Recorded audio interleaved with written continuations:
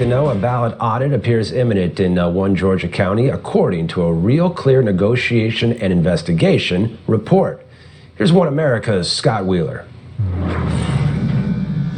Garland Favorito is an election integrity advocate in the state of Georgia. He is also the lead plaintiff in a lawsuit filed in a Georgia district court that seeks to audit votes in Fulton County, Georgia, where Mr. Favorito suspects there may have been voter fraud with regard to mail-in ballots for Joe Biden.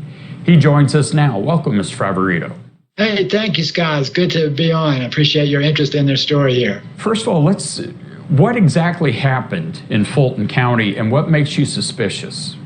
What happened, Scott, was we had 4 senior poll managers who signed sworn affidavits that they handled counterfeit ballots in the Fulton County hand count audit that occurred on November 14th and 15th. And that was what triggered our lawsuit. And then their evidence was further corroborated by the State Farm Arena video, which showed multiple violations of Georgia election transparency law. Sean Drame and I funded the suit, and then we gathered some more plaintiffs, and we probably could have just done it ourselves, but we wanted to have a few more plaintiffs on to show a wide variety of support and concern for this issue throughout the state of Georgia. How close have you been to actually seeing the ballots that you believe are suspicious and having a chance to look at them? We've gotten very close. The judge has already given us a conditional approval to inspect the ballots. We have met his conditions. We've developed a plan that he likes, and even the opposing counsels have found very little to oppose on. We have provided him with a list of people who will do the inspection. That includes certified poll managers, certified poll workers, certified audit monitors, certified recount monitors. So all of these folks are, all have handled ballots before or been involved in elections before, at least.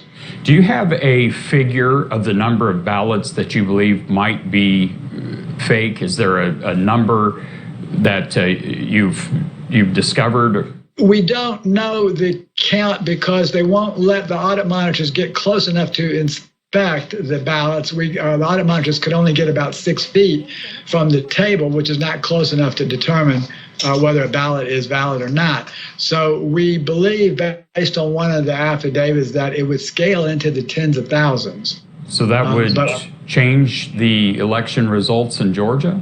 It very well could, depending upon who those ballots were voted for. What prevented those details from being arranged?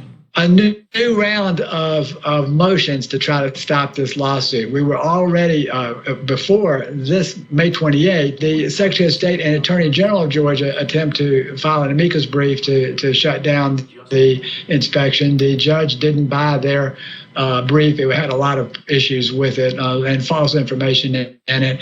But this latest round came from Fulton County.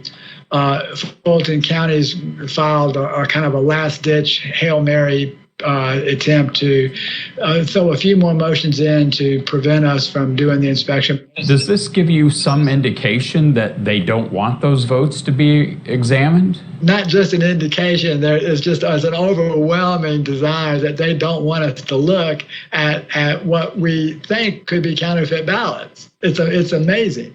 Well, let me ask one final question. Do you consider yourself to be a Republican activist? No, absolutely not. We have a long track record of nonpartisanship here. I did not even vote for Donald Trump. I'm in the Constitution Party. We run our own candidates. I voted for our write-in candidate in this election. And we actually have fought with the progressives for the last 15 years against the Republican establishment here in Georgia, because the progressives believe that they were cheated by the Republican establishment, and they may well be right. Garland Favorito, thank you for being with us today. Thank you, Scott. Great questions.